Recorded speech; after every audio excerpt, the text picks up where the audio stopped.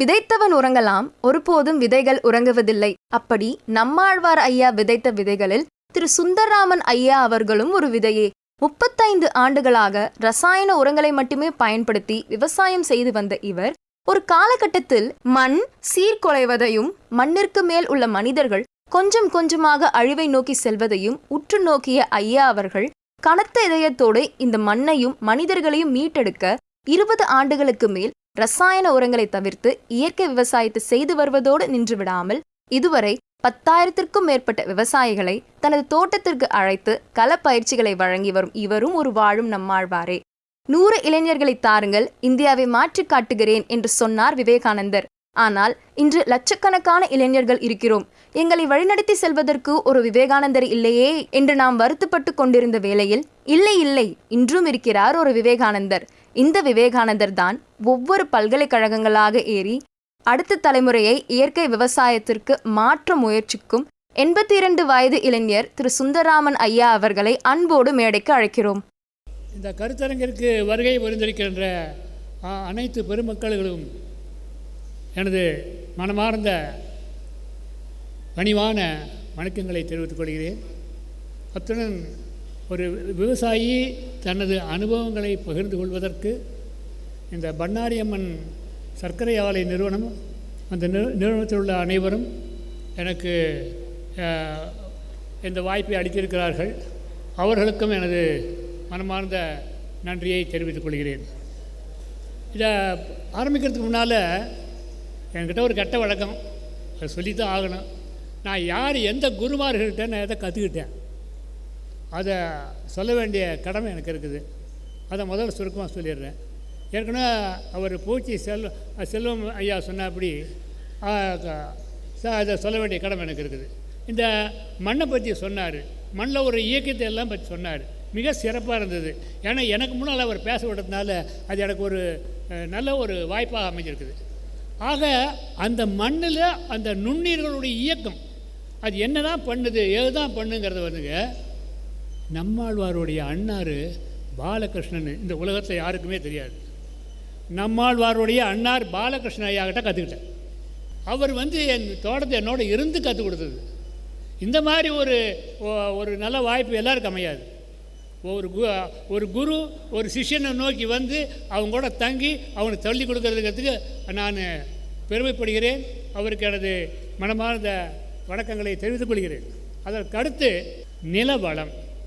நிலவளத்தில் தபோல்கர்னு ஒரு பேராசிரியர், மகாராஷ்டிரா மாநிலம், அங்கே மேத்ஸ் ப்ரொஃபஸராக இருந்தார். அவர் என்ன பண்ணார்னு கேட்டார்னா 1998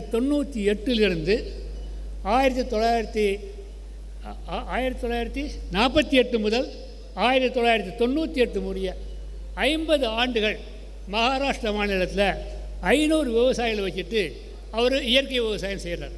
அவர் அந்த இயற்கை விவசாயம் செய்கிறதுக்கு என்ன பேர் வச்சார்னா நேச்சர் ஈகோ கல்ச்சர் அப்படின்னு பேர் வச்சார். அவர் என்னன்னா அப்போ உங்களுக்கு இந்த மைக்கு போக்குவரத்தாக கிடையாதுங்க, கார்டில் தான் தகவல் போகும். ஒவ்வொரு விவசாயம் கார்டில் அவங்க சொல்கிற செஞ்சு தகவலை கொடுப்பாங்க. அதையெல்லாம் 50 ஆண்டுகள் அனுபவத்துடைய தொகுப்பை அவங்க ஒரு புத்தகமாக வெளியிட்டிருக்காங்க. அந்த புத்தகத்துக்கு பேர் என்னன்னா பிளென்டி ஃபார் ஆல், அனைவருக்கும் அனைத்தும். அதை எடுக்கும்போது அவன் சொன்னார், ஏன்னா இப்போ மக்கள் தொகை பெருகி கொண்டிருக்கிறது. மக்கள் தொகை பெருக்கத்திற்கு ஏற்ப உணவு உற்பத்திங்கிறது நிச்சயமாக செய்ய வேண்டிய கடமை. அதில் அவங்க இந்த ரசாயன உரங்களை எல்லாம் பயன்படுத்தி உயர் விளைச்சலை பயன்படுத்தி அவங்க என்ன பண்ணாங்க, உற்பத்தியை பெருக்கிறது உண்மைதான். அதே சமயத்தில் அவங்க என்ன சொன்னாங்க, இயற்கை வேளாண்மையில் உற்பத்தியை பெருக்கவே முடியாது. அவங்க சொன்னது அப்படியே சொல்லிட்டாங்க. அந்த விஞ்ஞானிகள் அப்போ சொன்னதே அப்படி சொல்லிட்டாங்க. அதை நான் அவங்கள குறையாக சொல்லலை. ஏன்னா அது ஒருத்தருடைய கருத்து. அந்த கருத்தை போய் தப்பு சொல்லக்கூடாது. அதே சமயத்தில் நாங்கள் இந்த 50 ஆண்டுகளாக நாங்கள் இந்த 500 விவசாயிகளை வச்சு நாங்கள் பண்ணதுடைய இந்த புஸ்தகமாக வெளியிட்டிருக்கிறோம். அந்த யாரெல்லாம் அந்த வேளாண் விஞ்ஞானிகள் யாரெல்லாம் இயற்கை விவசாயத்தில் முடியாது என்று சொல்கிறார்களோ அவர்களுக்கு ஒரு வேண்டுகோள், இந்த புஸ்தகத்தில் கொடுத்ததில் நடைமுறையில் செய்து அனைத்தும் தவறு என்று நிரூபித்து விட்டால் போதுமானது. யாரும் செய்யலை. அவர் வேணுமே சொல்ல. 2 பேருக்கு கடமை என்ன? உணவு உற்பத்தியை பெருக்குவது தான் நம்ம 2 பேருக்கு கடமை. அது யார் இருந்தா இதாக இருந்தால் நாங்கள் அந்த தொழில்நுட்பத்தை தவிர சொல்ல மாட்டோம். அது ஒரு தொழில்நுட்பம், இது ஒரு தொழில்நுட்பம். அது அலோபதி ட்ரீட்மெண்ட், இது ஆயுர்வேதா சித்தா ட்ரீட்மெண்ட். பிரச்சனை ஒன்று தான், அணுகுமுறை வேறாகிறது. ஆனால் நாங்கள் அது குறையே சொல்கிறதில்ல. ஆக இதுக்கு முன்னால் அவர் எல்லாத்தையும் சொல்லிட்டாரு. அவர் நல்ல ஷாக் கொடுத்துருக்காரு. நம்ம செல்வம் ஐயா அவர்கள் நல்லா பயங்கரமான அடி கொடுத்துருக்காரு. So it's a poisoned web. நாம் வாழ்வதே ஒரு பாய்சன்டு வெப்பில் வாழ்கிறோங்கிறத நாம் உணரவே இல்லை. It's a poisoned web. அதான் மிக முக்கியம். ஆக அந்த கட்டத்தில் இப்போ சொன்னார், நீங்கள் படிப்படியாக தான் வளர்த்த கூட்ட முடியும் சொல்லுங்க. அதெல்லாம் இல்லவே இல்லைங்க. நீங்கள் தைரியமாக பண்ணீங்கன்னா 60 நாளில் கதையே மாற்றலாம். விளையாட்டுத்தனமான சமாச்சாரம் இல்லை, கதையே மாற்ற முடியும். ஆனால் ஈடுபாடு வேணும். அதுக்கு என்ன பண்ணணும்? இதுதான் மிக முக்கியமான சமாச்சாரம். சரி, அவர் நில வளத்தை அவர்கிட்ட கற்றுக்கிட்டார். என்னன்னா, எனக்கு ஒரு துரதிருஷ்டம், அவரை கண்ணால் என்னால் பார்க்கவே முடியல. மனசார அவரை ஏற்றுக்கிட்டேன். ஐயா, உங்கள் புஸ்தகத்தை நான் படிக்கவே மாட்டேன் சொன்னது இதுதான்.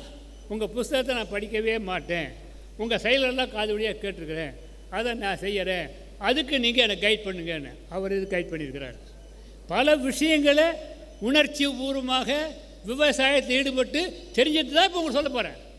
என்னால் போய் நான் எக்கறக்க புஸ்தகத்தெல்லாம் படிச்சுட்டு அதை மனப்பாடம் பண்ணிட்டு கக்கத்துக்கு எனக்கு தெரியவே தெரியாது. அதுக்கு நான் ஆளே இல்லை, நான் படித்தவனும் இல்லை, படிப்பில் மிக மோசமான ஆள். சரி, இதாச்சுங்களா. அப்புறம் என்ன கேட்டேன்னா, இந்த பயிரை சீராக வளர்த்தணும்.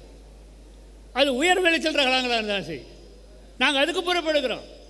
நாட்டு ரகம்தான் அப்படிங்கிறது இல்லை, உயர் விளைச்சல் ரகத்தையும் ஆர்கானிக்காக பண்ண முடியும் அப்படிங்கிறதுக்கு என்ன பண்ணுன்னா, அதுக்கு எனக்கு ஒரு குரு கிடச்சார். அது மிகச் சிறப்பான குருங்க.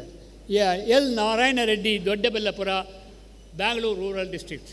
Is a moving encyclopedia. எந்த பிரச்சனையாக இருந்தாலும் சொன்னாலும் சரி, உடனடியாக தீர்வு கொடுப்பார்.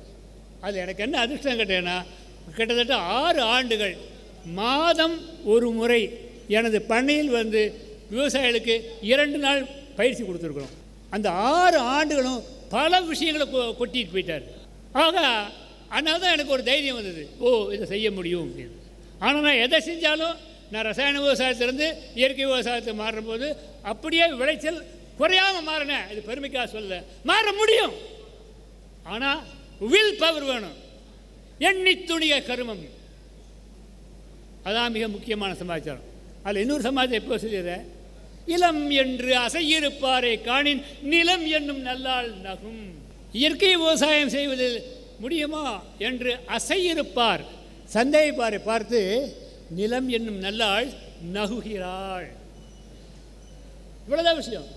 ஏன்னா இன்னைக்கு காலையில் நண்பர் ஒருத்தர் ஒரு வார்த்தை சொன்னார் பாருங்க, அது என் மனசு அப்படியே குத்திடுச்சு. அந்த வார்த்தையை நான் சொல்ல விரும்பலை, ஆனால் சொல்லக்கூடாது அந்த வார்த்தையை. அப்படிப்பட்ட வார்த்தையை சொல்லிட்டாரு. என்னுடைய தாயார் போய் அப்படி சொல்கிறாவா? எப்படி சொல்லலாம்? மிகப்பெரிய தவறு அது. அந்த வார்த்தையை நீங்களே நினச்சி பார்த்துக்காங்க. ஆக அந்த நிலத்தாயாரை மட்டும் தப்பாக சொல்லாங்க. அவள் ரெடியாக இருக்கா, உங்களுக்கு உதவுவதற்கு அவள் தயாராக இருக்கா, நீங்கள் தயாராக இருக்காங்கிறது தான் உங்கள் முன்னால் உள்ள கேள்வி. இதுதான் மிக முக்கியமான சமாச்சாரம். அதை விட்டுட்டு மோசம் பண்ணா ஏன் கொஞ்சமாக செய்யுங்களே. அடைந்த ஊர்கிட்ட கிழமை மேலே கத்துறான், அதை செஞ்சு கொஞ்சம் தான் ஒரு 1/2 ஏக்கரை செஞ்சு பார்ப்போமே. அவனும் ஒரு விவசாயி, அவன் போய் பேசி ஏமாற்றி அவனுக்கு என்ன ஆகணும், ஏன் செஞ்சு பார்க்கக்கூடாது? இதுதான் விஷயம். பரவாயில்ல, இதுக்கு மேலே நான் பேச விரும்பல, விஷயத்துக்கு போகும்.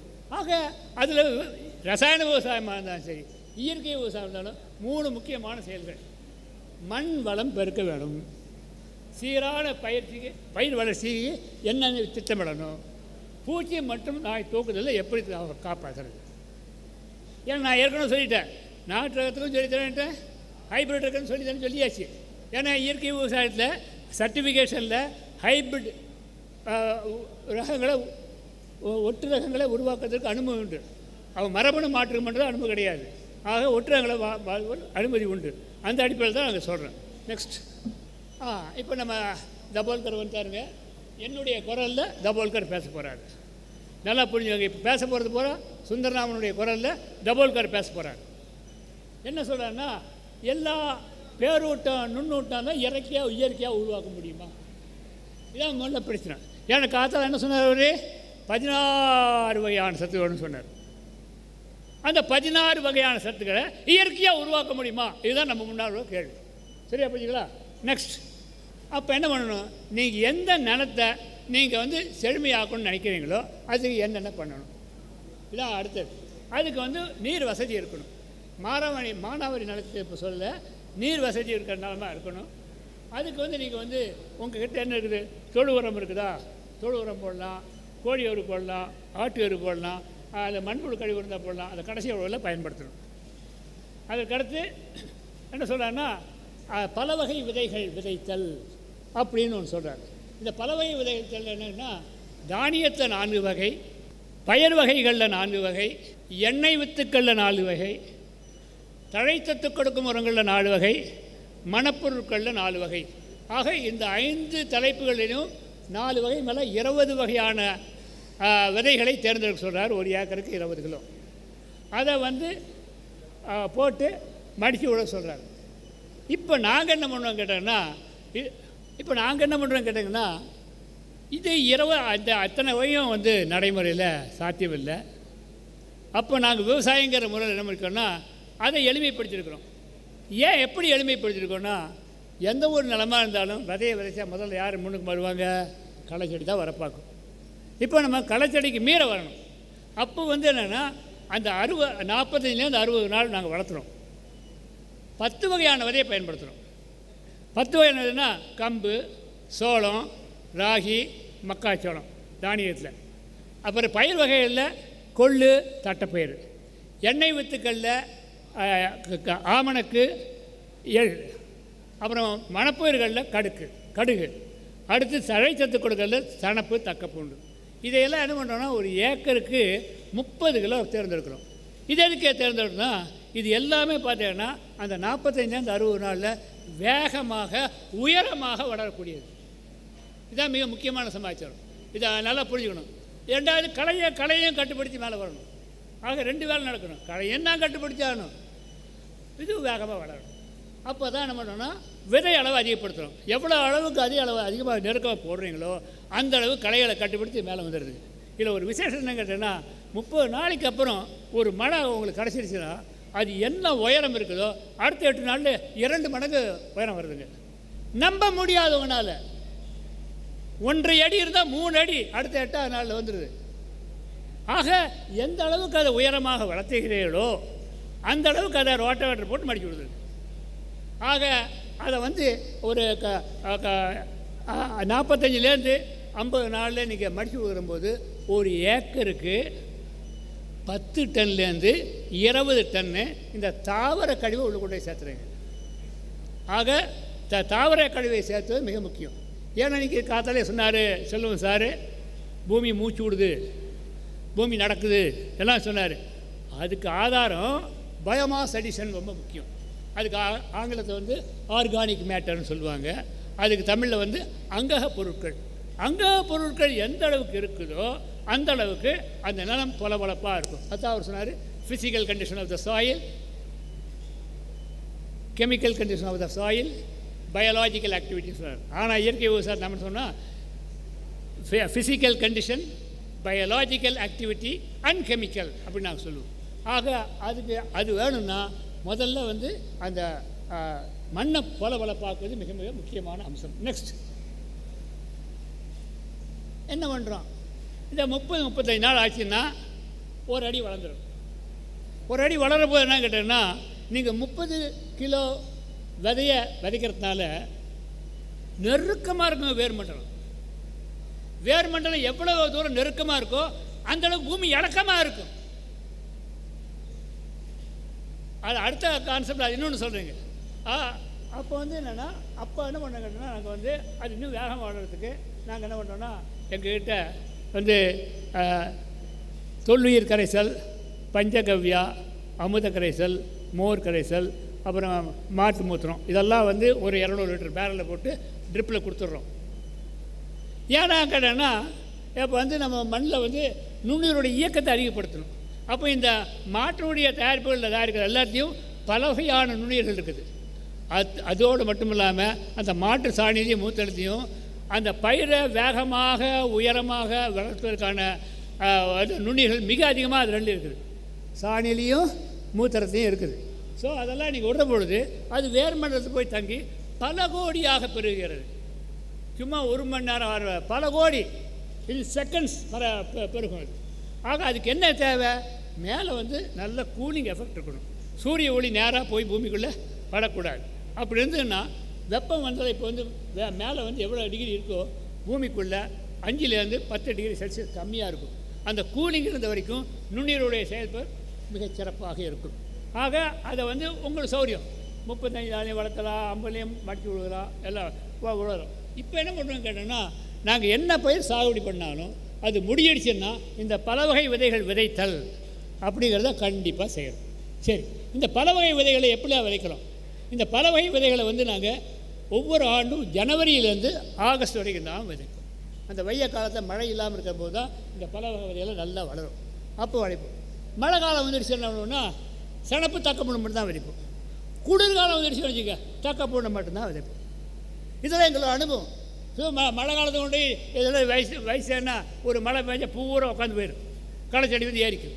ஆனால் அந்த சமயத்தை என்ன பண்ணுறாங்க, மழை காலத்தை சனப்பு தக்கப்பூண்டு, பனிக்காலத்தை தக்கப்பூண்டு மட்டும். இதுதான் அட்ஜஸ்ட்மெண்ட். நமக்கு என்ன ஒரு தாவர கழிவு கூட பூமிக்குள்ளே சேர்த்தணும். பல வகை விதைகள் நல்லது, மிக நல்லது, சந்தேகமே தான். அதில் விளக்கிறேன். இப்போ நடைமுறையில் நாங்கள் என்ன பண்ணுறோங்கன்னு சொல்லிகிட்டே வரேன், இணைச்சிட்டு வரேன். இவ்வளோதான் விஷயம். ஆக இப்போ என்ன பண்ணுறோம், நிலத்தை மடி கொடுத்தோன்னா அந்த உயிர்ம பொருளாக நாம் உள்ள பொருள் சேர்த்துறோம். அந்த உயிர்ம பொருள் தான் நுண்ணுயிர்களை வந்து அந்த மக்குகளை மாற்றுவதற்கான ஆதாரம். அந்த அகங்கக பொருட்கள் தான் அந்த நுண்ணுயிர்கள் மக்காக மாற்றுவதற்கு ஆதாரம். அது அதிகமாக பொழுது அதனுடைய ஆண்டுக்கு நிலவளம் கூட கூட கீழே கரிம பொருள்னு சொல்லியிருக்கேன் பார்த்தீங்களா, அந்த ஆர்கானிக் கார்பன் கூடும். நெக்ஸ்ட், இப்போ என்ன பண்ணுறோன்னா பண்ணை ஆதாரங்களில் பல வகை பயிர் வளர்ச்சிகளை நாங்கள் தயாரிக்கிறோம். அப்படி தயாரிக்கிறப்போ என்ன பண்ணால் எங்களுக்கு வந்து நிலவளமும் கூடணும், பூச்சி நோய்க்கு வருமுன்னாவும் ஒரு வேலை நடக்கணும். அப்புறம் அது வந்து பல பயன்களையும் ஒருங்கிணைக்கணும். ஆக சீரான வளர்ச்சி இருக்கணும், பூச்சி நோய் தாக்குதலுக்கு எதிர்ப்பு திறனுள்ளதாக இருக்கணும். அதுக்காக பல வகை பயன்களை நாங்கள் அதில் திட்டமிடுகிறோம். நெக்ஸ்ட், இப்போ தான் தபோல்கர் பழையபடி போகிறேன். இந்த பலவகை விதைகளில் இந்த தபோல்கர் என்ன ஒரு அடிப்படை தத்துவத்தை பயன்படுத்தியிருக்கிறார், அது மிக முக்கியமாக தெரியணும். இது என்னென்னா, நீங்கள் பல வகையான மண் வகைகள் இருக்குது. எந்த வகையான மண்ணாக இருந்தாலும் அதன் மேல் மட்டும் 9 அங்குலம் தான் உங்களுடைய உயிர் இயக்கம் இருக்கிறது. ஏன்னா அது வந்து இந்த நுண்ணுயிர்களில் 2 வகையாக பிடிச்சிக்கிறாங்க, ஏரோபிக் பாக்டீரியா, அனரோபிக் பாக்டீரியான்னு. அந்த ஏரோபிக் பாக்டீரியா காற்றை சுவாசிக்கும் நுண்ணுயிர்கள் தான் பயிருடைய வளர்ச்சிக்கு மிக வேகமாக செயல்படக்கூடியவை. அவைகள் வந்து அதனுடைய மேல் மட்டத்தை 9 இன்ச் தான் இருக்குது.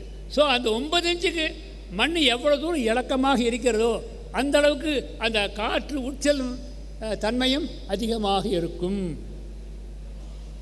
நீர் பிடித்து வைக்கும் தன்மை நல்லா இருக்கும். ஆக ஈரப்பதம் இருக்கணும், காத்தோட்டம் இருக்கணும். அதுதான் அந்த நுண்ணுயிர்களுக்கு சிறப்பாக செயல்படுவதற்கான ஏற்ற சூழல். ஆக அது இருந்ததுன்னா அவர் என்ன சொல்கிறாருன்னா, ஒரு ஏக்கரில் சுமார் ஒரு கணக்கு 9 இன்ச்சு மண்ணை ஒரு ஏக்கருக்கு எடுத்து வெட்டி எடையை போட்டிங்கன்னா அது சுமாராக 100லேருந்து 120 டன் வருங்கிறார். அதில் உங்கள் மண் செழிப்பான நிலையாக இருந்தால் அதில் என்ன சொல்கிறேன்னா 10% நுண்ணுயிர் இருக்கணுங்கிறார். எத்தனை பர்சன்ட் இருக்கணுங்க? 10% இருக்கணுங்கிறார். அப்போ 100லேருந்து 120 டன்னுக்கு கணக்கு போட்டேன்னா 10% என்னாச்சுங்க? 10 டன். கண்ணுக்கு தெரியாத நுண்ணுயிர் 10 டன் உங்கள் பூமிக்குள்ளே இருக்கணுங்க. கண்ணுக்கு தெரியாத நுண்ணுயிர். அவங்கெல்லாம் நம்பர் கணக்கில் சொல்லிட்டு இருக்காங்க. நாங்கள் எடுத்தோன்னு சொன்னோம் டன்னு கணக்கில் பேசிட்டு இருக்கிறோம். நாங்கள் அவங்க காப்சூலில் கொடுக்குறாங்க, நாங்கள் மண்ணுக்குள்ளே டன்னில் பேசிட்டு இருக்கிறோம். நம்ம கிட்ட தான் இருக்காது விதை. பல வகை விதையை விதைச்சேன்னா முடிஞ்சுது. பூமி இலக்கமாக இருக்குது, அதை மக்கு உருவாக்குறதுக்கான ஆதாரமாகிடுது. கொஞ்சம் சாணி குப்பியோ ஆட்டு வருவோ கொழுவோ சேர்த்தா வேலை முடிஞ்சு போச்சு. உடனடியாக நீங்கள் எந்த பயிர் சாகுபடி அப்படின்னாலும் நல்லா சிறப்பாக வரும். ஆச்சுங்களா? ஆக இதுதான் அந்த அடிப்படை தத்துவங்க. ஆக டன்னு கணக்கில் பேசுகிற நுண்ணுயிரை நாங்கள் எண்ணிக்கையில் பேசுகிறது கிடையாது. நெக்ஸ்ட், சரி, இப்போ என்னாச்சுன்னா நமக்கு வந்து நம்ம நாட்டுக்கான சொல்லணும், நம்ப மாட்டோம், வெளிநாட்டுக்கான சொல்லணும். அதில் என்னென்னா ஆஸ்திரேலியாவில் டாக்டர் ஆண்ட்ரூ அப்படின்னு அவர் என்ன பண்ணார்னா இந்த ஆர்கானிக் கார்பனில் வந்து ஆய்வு செய்கிறார். ஆய்வு செய்யணும்னு சொல்கிறேன்னா அந்த 9 இன்ச்சு மேல் மண்ணில் அந்த 10% அது 1% ஆர்கானிக் கார்பன் இருந்துடுச்சுன்னா ஒரு 10 டன் ஹியூமஸ் அதில் ஸ்டாக் இருக்கும் அப்படிங்கிறத ஆய்வு பண்ணிக்கார். அப்போ தான் நான் முடிவு பண்ணேன். அப்போ அந்த 10% நுண்ணுயிர் இயக்கத்தை நம்ம கொண்டு வந்துட்டோம்னா ஆட்டோமேட்டிக்காக உங்கள் தண்ணியில் நிரந்தரமாக பஃபர் ஸ்டோன் எத்தனை டன் இருங்க 10 டன் ஹியூமஸ் அங்கே ஸ்டாக் இருந்துகிட்டே இருக்கும் எப்பவுமே. இதுதான் இயற்கை விவசாயத்தில் உள்ள ஆதாரமே இதுதான். எப்போ இந்த விவசாயம் பண்ணி எடுத்ததுக்காக டெஸ்ட் பண்ணிங்கன்னா அதில் 10 டன் இருக்கணும். பேங்க்கில் எப்படி சேவிங்ஸ் அக்கௌண்ட்டில் பணம் சேர்த்து வைக்கிறோமோ அந்த மாதிரி சேர்த்துக்கிட்டே இருக்கணும். ஒவ்வொரு ஆண்டும் சேர்த்துற பொழுது அவங்களுடைய இது இதாகும். ஏன் இதை சொல்லேன்னா இப்போ உங்களது மண்ணை போய் டெஸ்ட் பண்ணிங்கன்னா அது வந்து 0.3% தான் இருக்கிறத சந்தேகம். அந்த 0.3% நீங்கள் 1% கொண்டு வரணும். அப்போது அதே மாதிரி தான் நுண்ணுயிர் இயக்கமும் எடுத்தீங்கன்னா 3 to 5% தான் அங்கே இருக்குது மண்ணுக்குள்ளே. அதை இப்போ 10% கொண்டு வரணும். இதுதான் அதனுடைய அடிப்படை. நெக்ஸ்ட் ஆக அதை அந்த 10 டன் இருக்குன்னு சொல்லிட்டாரு. அப்புறம் மக்கு நுண்ணுயிர் நெருக்கமான உறவு அதான் மிக முக்கியம். மக்கு இன்றி நுண்ணுயிர் இல்லை, நுண்ணுயிர் இன்றி மக்கு இல்லை. இதுதான் மிக முக்கியம். மக்கு இன்றி நுண்ணுயிர் இல்லை, நுண்ணுயிர் இன்றி மக்கு இல்லை, ரெண்டும் இணைஞ்சிருக்கணும். Is a co existing activity. ஆக அந்த மண்ணில் வந்து அது கோ எக்ஸிஸ்டிங் ஆகணுன்னா இந்த ஆக்டிவிட்டி அடிப்படையாக அங்கே இருக்கணும். நெக்ஸ்ட் இப்போ என்ன கேட்டோன்னா குளோபல் வார்மிங் வந்துடுச்சிங்க. அதனால் நாங்கள் என்ன பண்ணுறோன்னா அந்த மஞ்சளை போடுறோம்னு வச்சுக்கல, மஞ்சளை ரைஸ்டு பெட்டில் போடும்போது மஞ்சளை போட்ட உடனே மேலே நரிப்பயிர் தூவி விட்டுறோம். அந்த நரிப்பயிர் வந்து 30 நாள் வரத்துக்குள்ளே ஒரு முறை அந்த நரிப்பயிர் நடுவில் வர களைகளை மட்டும் எடுத்து விட்டோம்னா அது வந்து அடர்த்தியாக கவர் ஆகிடுது. இப்போ இதான் நல்லா புரிஞ்சுக்கணுங்க. அப்போ என்ன ஆச்சுன்னா இந்த குளோபல் வார்மிங்கில் அந்த நுண்ணுயிருக்கு டைரக்ட் ஹிட் இல்லாமல் கூலிங் எஃபெக்டையும் கொடுத்துட்றோம். We are creating AC under the also. So இப்போ வந்து என்னென்னா இந்த நரிப்பயிர் வந்து கம்பேனியன் பிளான்ட்னு பேர், நண்பன் பயிர்னு பேர். இது காற்றுல இருக்க நைட்ரஜனை அப்சார்ப் பண்ணி வைக்கும். அந்த நரிப்பயிருடைய வேர் மண்டலமும் மஞ்சளுடைய வேர் மண்டலமும் இணைஞ்சிருக்கும். அப்போ நரிப்பயிர் அந்த தழைச்சத்துக்களை இது எடுத்துக்கொண்டு வளரும். ஆக இதை பண்ணியாச்சுன்னா உங்களுக்கு களை வெட்டுற வேலை இல்லை, மண் எடுத்து கட்டுற வேலையே இல்லை. ஒரு வேளை நல்லா மழை பெஞ்சு நரிப்பயிர் பெருசாக வந்துச்சுன்னா அதை இதை மற்ற சுற்றி ப்ரூன் பண்ணி உள்ளே போட்டுருவோம். இதுதான் எங்களுடைய அனுபவம். இது நம்பாதீங்க, நம்பிட்டா வம்பா போகும், நம்பவே கூடாது. நெக்ஸ்ட் நல்லா வளர்ந்த இடத்த பாருங்க எப்படி இருக்குன்னு. So excellent climate you are giving. ஏன்னா இப்போ குளோபல் வார்மிங்கிறதெல்லாம் நிறுத்த முடியாதுங்க. இந்த குளோபல் வார்மிங்கில் நாம் எப்படி மேனேஜ் பண்ணுறது? ஆமாம், இது யார்டா நீ கற்றுக்கிட்ட? அது யாரும் சொல்லவே மறந்துட்டேனே. கண்டிப்பாக சொல்லுங்க. கோபியில் விநாயகமூர்த்தின்னு ஒரு விவசாயிங்க, அவர் தோட்டத்தில் இதை கற்றுக்கிட்டேன் நான். சுந்தரராமன் கற்றுக்கல, சுந்தரராமன் கண்டுபிடிச்சி இல்லை. நிறைய விவசாயம் நம்ம ஊரில் இருக்காங்க, நல்ல திறமையானவங்க, நல்ல சிந்தனையே போக்க அணுகுமுறையே வேறு. அந்த மாதிரி விவசாயம்லாம் ஒருங்கிணைக்கிற போது ஜெயிப்போம், முடியும். ஆக அவர்கிட்ட கற்றுக்குது இந்த செயல்பாடு நாங்கள் அவர்கிட்ட. நெக்ஸ்ட் பார்த்தீங்களா எப்படி வந்துருக்கு? நெக்ஸ்ட் இதுதான் இது பேர் தான் உயிர் மூடாக்குன்னு பேர். நெக்ஸ்ட் கடைசியில் மஞ்சள் அறுவடை ஆறு வரைக்கும் அதை தொடவே மாட்டாங்க, அப்படியே இருக்கும். பின்னால் புரட்டாசி ஐப்பசியில் மழையெல்லாம் பெய்ய பெய்ய பெய்ய பெய்ய அந்த நரிப்பயிர் பூரா மக்கி உட்காந்துங்க. அது மக்க மஞ்சள் எடுத்துகிட்டே வந்துகிட்டே இருக்கும். கடைசியில் மஞ்சளை அறுவடை பண்ணுறதுக்கு முன்னால் பார்த்தீங்கன்னா உள்ளுக்குள்ளே இவ்வளவு மக்கு பொருள் உட்காந்துருக்குங்க. அது எந்த பயிருக்கு பயன்படும் அந்த மக்கு பொருள்? யோசனை பண்ணி பாருங்கள். அது அந்த சாண்டிங் கிராப் மஞ்சளுக்காக பயன்படும். அறுவடைக்கு வந்தாச்சு, அப்போ வந்து அடியில் இவ்வளோ மக்கு இருக்குது. ஆக இயற்கை விவசாயத்தில் நாங்கள் அடுத்த பயிருக்கு சேர்த்து வேலை செய்யணும்னு அர்த்தம். ஆக அந்த சொன்ன 10 டன் மக்கு பயிர் உள்ள சேர்த்தணும் சொல்லல, அது எப்படி சேர்த்துறோம்? இதுதான் முறைங்க. இதுதான் ஒவ்வொரு வயலையும் நம்ம அனுபவ ரீதியாக திட்டமிடணுங்க. அதுக்காக ஒன்று மற்றதுக்கு எப்படி பண்ணணும் கேட்கலாம் கூடாது, யோசனை பண்ணணும், செஞ்சு பார்க்கணுங்க. தவறு வரும், சரி செஞ்சு பார்த்தா தான் தெரியுங்க. நெக்ஸ்ட் அப்புறம் என்ன பண்ணணுன்னா இந்த சொட்டு நீர் பாசனத்தில் ரசாயன உணவுகளை ஃபெர்டிகேஷன் செய்வாங்க. அது மாதிரி நாங்கள் சொட்டு நீரில் எல்லா தயாரிப்பு விடுறோம். ஒரு பெரிய பண்ணையாக இருந்தால் ஒரு பெரிய தொட்டியை கட்டிக்கிறோம். அதுக்குள்ளே என்ன பண்ணுறோன்னா ஆட்டு, சாணி குப்பை, சாணி எரு, அப்புறம் வந்து வேஸ்ட்டு பழங்கள் எல்லாத்தையும் மூட்டையாக கட்டி தொங்க விட்டுறோம். தொங்க விட்டுட்டு எங்கள் பண்ணை ஆதாரங்கள் எல்லாம் அதுக்குள்ளே ஊற்றிடுறோம். அதுக்கப்புறம் இந்த பயோ ஐட்டம்ஸ் இருக்கும் இல்லையா, அதெல்லாம் கொஞ்சம் சேர்ந்தா போதும். சும்மா லிட்டரு கணக்கில் போட வேண்டிய வேலையே இல்லை. ஒரு ஏக்கருக்கு நீங்கள் சொன்னால் நீங்கள் சொல்லவே கூடாது, 250 மில்லி தான் போடுவோம் நாங்கள். இந்த மாதிரி தொட்டியில் போடும்போது 5 ஏக்கர்னா என்ன பண்ணுவாங்க, ஐகால் 1.25 லிட்டரை ஒவ்வொரு ஐட்டம் போடுவோம். ஒரு மாதத்துக்கு அது எடுத்துகிட்டே இருப்போம். ஒரு மாதத்துக்கு அது வாரமும் நீங்கள் எடுத்துக்கிட்டு பழனி நாளைக்கு கூட எடுத்துகிட்டு இருக்கலாம். அதில் கேரி ஓவர் வச்சுட்டே இருப்போம். அப்போ அந்த நுண்ணுயிர் ஸ்டாக் அதில் இருந்துகிட்டே இருக்கும். பழையபடி நாங்கள் இப்போ ஃபில் பண்ணி இலதலை எல்லாம் போட்டு பண்ணோம்னா பழையபடி டெவலப் ஆகும். ஆக இதில் வந்து நுண்ணுயிர்களை டெவலப் பண்ணுறது, அப்புறம் அதுக்கு வேண்டிய சத்துக்களை டெவலப் பண்ணுறதுக்கு இது ஆதாரம். இது வந்து ஒரு ஸ்டாண்டர்டாக நாங்கள் வச்சுருக்குறோம். ஆச்சுங்களா? நெக்ஸ்ட் ஒன், அது பாருங்கள் வடிகட்டி வருது, எப்படி வருது பாருங்கள். நெக்ஸ்ட் ஒன், அது வெஞ்சரியில் தூக்கி விட்டுறோம்.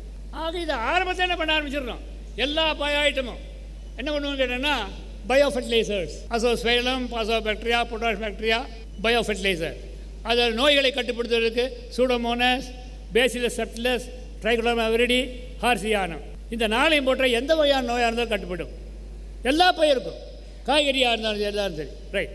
அடுத்து 100 புழு தாக்குதல், பேசிலோமைசிஸ் அண்ட் போகோனியா. ஆச்சுங்களா? அடுத்து வேர் மண்டலத்தை சாறு ஊழிய பூஜையாக்க வெர்டிசீலியம். அப்புறம் ரூட் கிரப் இருக்குது, கரையான் இருக்குது. இப்போ செல்வம் சொன்னார்ல, அது எல்லாம் மண்ணில் வருதுங்கிறது வேறு அழகாக சொல்லிட்டாருங்க. அப்போ அதெல்லாம் அந்த எனக்கு ஆர்கானிசம் தான் இங்கே ரிச்சாக டெவலப் பண்ணிகிட்டே இருக்கிறோம். அப்போ ஆரம்பத்துலேருந்து கொடுக்குறீங்க. பிரச்சனை வருதுக்காக காத்துருக்கிற வேலை இயற்கை விவசாயத்தில் இல்லை. வருமுன் காப்பு, வந்தவன் காப்புங்கிற பேச்சுக்கு இடம் கிடையாது. அப்போ ஆரம்பத்துலேருந்தே மாதம் கூட ஆரம்பிச்சுன்னா ஏன் வராது போகும்? நல்லா யோசனை பண்ணி பாருங்கள். இதுதான் அடிப்படை விஷயம். நெக்ஸ்ட், இது வந்து சின்ன ஸ்மால் ஃபார்மர்ஸுங்க. ஒரு 200 லிட்டர் பேரலில் நாங்கள் எங்களுடைய தயாரிப்பெல்லாம் போட்டு நல்லா புண்ணாக்கெல்லாம் தனியாக போட்டு ஊற வச்சு விட்டு வெஞ்சில் விட்டுறோம். அது பின்னால் அவருடைய இயற்கை விவசாயம் வாழை சாகுபடிங்க. நெக்ஸ்ட் பாருங்கள், வாழை சாகுபடி உள்ளுக்குள்ளே ஊடு பயிர் பண்ணியிருக்காரு பாருங்கள். தட்டைப்பயிறு கொள்ளு தான் விதைக்கிறாரு. காத்தாலே சொன்னார் இல்லைங்க, தட்டைப்பயிறு கொள்ளு விதைக்கலை பற்றி சொன்னார் ஞாபகம்னா வயசிக்கணும். ஆக வாழைக்கண் நடுறதுக்கு முன்னாலேயே பல வகை விதையை விதைச்சி மடித்து விடுத்துட்டு அதுக்கப்புறம் என்ன பண்ணுவோன்னா ஒரு ஏக்கருக்கு 20 கிலோ கொள்ளு தட்டைப்பயிறு கலந்து வீசி ஓட்ட போட்டு அதுக்கப்புறம் தான் வாழைக்கண் நடுவோம். வாழைக்கண்ணோட இதுவும் வந்துகிட்டே இருக்கும். ஆனால் அடுத்த 4 மாதம் நீ போய் ஆளை விட்டு களை எடுக்கிற வேலை ஒன்றும் கிடையாது. அது வாட்டுக்கு வந்துட்டு இருக்கும். அப்புறம் அந்த 4ஆம் மாதம் வரும்போது ஒரு ஓட்ட போட்டு நீட்டாக மடித்து விட்டு தான் தெரிஞ்சுக்கு பாருங்கள். தெரியுதா பாருங்கள் எவ்வளோ நல்லா நீட்டாக வந்துருக்கேன்ட்டு பாருங்கள். வாழை எவ்வளோ ஹெல்த்தியாக இருக்குது பாருங்கள். நெக்ஸ்ட் ஒன் பாருங்கள், அதோடைய ஈல்டுக்கு வர தாகிறது ஒன்று. இப்போ ஏதாவது ஒரு சின்ன உதாரணம் சொல்லுங்க. இந்த தடவை எனக்கு ஒரு இளைஞர் கிடைச்சாருங்க. அவர் பேர் ராம்குமார் பேருங்க. இங்கேருந்து கரெக்டாக 1 கிலோமீட்டர் அவர் தோட்டம். 3 வருஷத்துக்கு முன்னால் ஒரு 1.5 ஏக்கரை பூமி வாங்கினார். மொதல் 3 வருஷம் கரும்பு சாகுபடி. இப்போ 4ஆவது வருஷம் வந்தார். நான் இயற்கை விவசாயம் பண்ணுறேன்னாரு. சொல்லிக் கொடுத்தேன். இந்த வருஷம் தான் ஆரம்பிச்சிருக்காரு. அவருக்கு இயற்கை விவசாயம்னா என்னன்னு தெரியாது. நான் எதுவுமே சொல்லிக் கொடுக்கல. நான் சொன்னதை நீ செஞ்சால் போகணும்டா சாமின்னு. பாருங்க எடுங்க. அடுத்து பாருங்கள், அவர் நிற்கிறார் இளைஞர். கொலையை பாருங்கள். ஏன் முடியாது? 3 வருஷத்துக்காக நான் காத்துட்ருக்கணும். எனக்கு உடனே வருமானம் வேணும். ஏன் வராது போகும்? ஏதாவது இலை புள்ளி இருக்கா பாருங்கள். அவர் குழந்தை பாருங்கள். எனக்கு அந்த குழந்தைக்கு கூட உணவு கொடுக்குறோம் இயற்கை விவசாயத்துக்கு. அந்த குழந்தைக்கு அவர் தார் எப்படி இருக்குன்ட்டு. இல்லை என்ன விஷயம்னு கேட்டீங்கன்னா, அந்த ரோட்டில் தெம்பரம் வருது ஒரு 1.5 ஏக்கராக. வடபரம் ரசாயன விவசாயம். இப்போ தான் மெதுவாக கொலை விடுது. இது கொலை வந்தாச்சு. Seeing and believing. செய்யுங்க ஐயா. செய்யாத ஒன்றும் சொந்தரம் பண்ண என்ன பண்ணிகிட்டே இருக்க வேண்டியதான். அதான் உள்ள பிரச்சனையே. நெக்ஸ்ட், ஆக இந்த நுண்ணுயிர் கலவை உரம்னு சொல்கிறோம். இந்த நுண்ணுயிர் கலவை என்ன, நல்ல மக்கின சாணி குப்பையோ மண்புழு உரமோ எடுத்து அதில் இந்த ஐட்டம் நான் இப்போ சொன்னேன் பார்த்தீங்களா, பயோ ஃபெர்டிலைசர் எல்லாத்தையும் போட்டு நல்லா கலந்து வாழைக்கன்று வைக்கிறோமா, வாழைக்கன்று குழியில் போட்டு நட்டுருவோம். கரும்பு போடுறோமா, கரும்பு சாலில் விட்டுருவோம். வருமுன் காப்பு. அதே பயோ ஃபெர்டிலைசர் இருக்கும், பயோ ஃபங்கிசைடும் இருக்கும், பெஸ்ட் ப்ராப்ளம் இருக்கும். என்ன வரும் அப்புறம்? 7 சம்மரில் கரும்பா 7 ஷூட் போடுறேன்பா. எனக்கு வர சொல்லுங்க பார்த்துடலாம். வந்துடுதா பார்த்துறேன். நான் திட்டமிட தெரியும் எனக்கு. Simple work. அதுக்கு அப்புறம் அது செய்யலைன்னா இப்போ நம்ம என்ன பண்ண முடியும்? நெக்ஸ்ட், அதெல்லாம் இந்த தடவை கரும்பு போட்டிருக்கேன். நான் 20 வருஷத்துக்கு முன்னால் கரும்பு நிறுத்திட்டேன். அப்புறம் இப்போ தான் போடணும் சொல்லி போட்டேன். போடும்போது விட்டுதான் புத்தி உடனே நரிப்பயிரை போட்டு அது நிறைய கரணையை நட்டு அதுக்குள்ளே நரிப்பயிர் போட்டிருக்கிறேன். இவ்வளோ தான் நான் பண்ணது. ஏன் செஞ்சு பார்க்கக்கூடாது? ஒரு 10% செஞ்சு பாருங்க என்ன வருதுன்னு. அப்போ களைக்கொல்லி மருந்து வேணுமா அதுக்கு? ஆக கரும்பு நாட்டு நடவு பண்ண போகிறாங்க. நெக்ஸ்ட்டுக்கு பார்த்தீங்களா, நான் பல வகைன்னு சொன்னேன் பார்த்தீங்களா. அந்த தடவை என்ன பண்ணுன்னா, நான் கம்பு அந்த மஞ்சளுக்கு மட்டும் என்ன பண்ணுவேன்னு கேட்டேன்னா, அதை நடவுக்கு முன்னால் ஒரு 60 நாள் முன்னால் வெறும் கம்பை மட்டும்தான் விதைப்பேங்க. சொன்னால் நம்ப மாட்டேங்க. 50 நாளில் வளர்ந்த கம்பு அது. கம்புனா நாட்டு கம்பு இல்லைங்க. நாட்டு கம்பு விலை ஜாஸ்தி. இந்த ஹைப்ரிட் கம்பு தான் 37 ரூபா. நாட்டு கம்பு வேணால் 67 ரூபா. ஹைப்ரிட் கம்பி வாங்கி 30 கிலோ விதைச்சிருக்கிறேன். இது என்ன உயரம் வந்துருக்கு பாருங்கள். அப்படி நெக்ஸ்ட் எடுங்க. எத்தனை டன் சேரும் கணக்கு போடுங்க. நீங்கள் இப்போ 20 டன் சொல்லி சேரும். டிராக்டரோட வெயிட் வந்துருக்குது. வேறு ஒன்றும் இல்லை, நடுவில் ஒரு மழை தூக்கிட்டு வந்துடுதுங்க. அப்புறம் இதுக்கப்புறம் வச்சு என்ன பயோமாஸ் சேருது பாருங்கள். இதான் மிக முக்கியமான சமாச்சாரம். ரைட், அடுத்துங்க. இது கரும்பில் இப்போ வந்துட்டுருக்குது. நெக்ஸ்ட் அதே கரும்பு அடுத்த ஃபோட்டோ. நெக்ஸ்ட். ஆக இது என்னென்னா, அது இதில் வந்து இது ஒரு கிட்டத்தட்ட முடிச்சுட்டேன். ஆனால் சில விஷயங்களை சொல்ல விரும்புகிறேன். இப்போ என்னென்னா, அப்போ மண் இப்போ வந்து தபோல்கர் பேச போகிறாருங்க. மண்ணில் இருக்கிற நுண்ணீர், அது வளர்கிற செடி, இதுக்கு என்ன உறவு, இதான் மிக முக்கியமாக தெரிஞ்சுக்கணுங்க. ஏற்கனவே நான் சொன்னேன். அவரும் சொன்னார், அந்த 9 இன்ச்சில் வந்து ஏரோபிக் பாக்டீரியா, காற்றை சுவாசிக்கும் நுண்ணீர் தான் இருக்குன்னு சொல்லியிருக்கிறேன். ஆச்சுங்களா? இந்த செடிகள் போடுறீங்க இல்லையா, அந்த செடிகளில் அந்த ஃபீடர் ரூட்ஸ் இல்லையா, ஃபீடர் ரூட்ஸ் சொல்லுவோம் இல்லைங்க, சல்லிவேருக்கு காத்தோட்டம் தேவை. இதான் மிக முக்கியம். இந்த நுண்ணீருக்கும் காத்தோட்டம் தேவை, சல்லிவேருக்கும் காத்தோட்டம் தேவை. அவங்க எங்கே இருப்பாங்க? அந்த மேல் மடத்தில் தான் இருப்பாங்க. மேல் மடத்தில் தான் சல்லிவேர் நல்லா நெருக்கமாக பரவி இருக்கும். இப்போ என்ன கேட்டாங்கன்னா, அதில் வந்து அந்த இப்போ பாலகிருஷ்ண யார் சொல்கிறாரு, அந்த நுண்ணீரல் வந்து மண்ணில் தங்கிறதுக்கு ஒரு இருப்பிடம் தேவைங்கிறார். அது எதுடா இருப்பிடம்னா, அந்த சல்லிவேர்கள் தான் அதுக்கு இருப்பிடம். ஆக சல்லிவேர் பெருக பெருக பெருக நுண்ணீர் தங்கும் இடம் பெருகிட்டே இருக்குது. இதுதான் மிக முக்கியம். அப்போ எப்படி வந்து உங்களுக்கு அந்த மைக்ரோபியல் ஆக்டிவிட்டி இன்க்ரீஸ் பண்ணுறோன்னு, அதுக்கு வந்து இதான் காரணம். ஏன்னா சல்லிவேருக்கும் காத்தோட்டம் தேவை, ஈரப்பதம் தேவை, நுண்ணீருக்கும் காத்தோட்டம் தேவை, ஈரப்பதம் தேவை மக்க வைக்கிறதுக்கு. அதுதான் அங்கே இருக்கிற ஒரு ஒத்திசைவான செயல். ரைட். இப்போ இந்த பல வகை விதை விதைக்கிறோம் இல்லைங்க, அதில் என்ன பண்ணுறாங்க கேட்டோன்னா, இது எதுக்காக பல வகை விதைக்கிறோம்? இப்போ நான் 10 வகையான விதையை சொன்னேன் இல்லைங்க, விதைக்கிறீங்க. ஜபார்குடைய கான்செப்ட் பிரகாரம் என்ன கேட்டேன்னா, அது எல்லாம் பூமியிலேருந்து ஒரே விதமான சத்துக்களை தான் எடுத்து வளர்கிறது. அவர் என்ன சொன்னாங்க, நீங்கள் எத்தனை வகையான விதையை கலந்து விதைக்கிறீங்களோ அது பூமியில் எடுக்கிற சத்துக்கள்லாம் ஒன்று தான். ஆனால் வளர்ந்த உணவு பார்த்தா ஒவ்வொன்றும் ஒவ்வொரு விதமாக இருக்குது. அது தண்டு அமைப்பு, இலை அமைப்பு, இலையில் உள்ள ருசி, அது உற்பத்தி பண்ணுற பொருள், இதெல்லாம் வெவ்வேறாக இருக்குது. 10 ஐட்டம் தானே வருது. அது எங்கிருந்து வந்தது? அதுதான் அடுத்த கேள்வி வருது. அது வந்து genetic character of the seed, அதாவது அந்த விதையினுடைய மரபு குணம், எடுத்த சத்தை வேற ஒரு புதிய சத்தாக மாற்றும் திறன். அப்போ நீங்கள் 10 வகையான விதையை வச்சீங்கன்னா 10 வகையான பயோமாஸ் ஆட் பண்ணுறீங்க. நல்ல கான்செப்ட் புரிஞ்சுக்கங்க, இதுதான் முக்கியம். ஆக நமக்கு வேண்டிய சத்துக்களை எல்லாம் நம்ம விதையே இருக்குது. அந்த விதைகளை போட்டோன்னா அதுவே எடுத்த சத்தை வேற ஒரு சத்தாக மாற்றுகிறது. இதெல்லாம் இயற்கையில் நடக்குது, இதெல்லாம் பொய் இல்லை. ஆக இதெல்லாம் நீங்கள் புரிஞ்சுட்டா தான் உங்களுக்கு வந்து அதனுடைய அனுபவம் நல்லா தெரியும் நான் நினைக்கிறேன். ஆக இதுக்கு இந்த வாய்ப்பு கொடுத்ததுக்கு எனது மனமார்ந்த நன்றியை தெரிவித்துக்கிறேன்.